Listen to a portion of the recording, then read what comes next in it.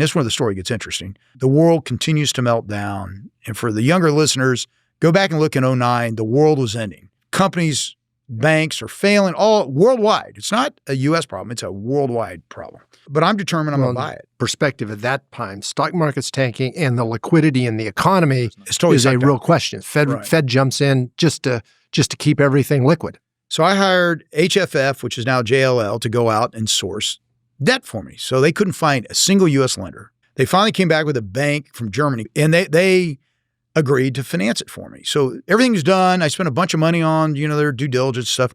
We're going to close May 1st. So I'd gone through all the due diligence.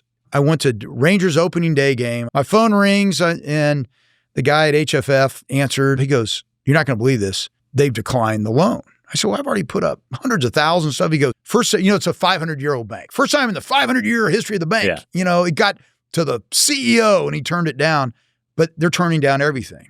And he goes, "There's not another lender anywhere we can find to lend you $5 on this, the whole world." So I call the Miller family and I go over to see them. I sit down in their office. I said, "Look, the bank yanked on us. I know what to do." Well, there were 18 family members getting distributions out of the village. Okay. That's why every month they weren't paying for stuff because family you spend $50,000 on new flower pots, you make a distribution. Okay. And I think in the family's mind, they'd already been buying the new lake house, the boat, the world's sinking. And remember, they paid $5 million for it, right? Yeah, so it's a bit of real money. Yeah, real money. And so they're like, "Well, what can we do?" And I said, "Well, I'll tell you what, if you'll take an owner's note, like a first, let me go out and see if I can put the rest of it." So they agreed to take, it's either $60 or $80 million note for 3 years at 2%.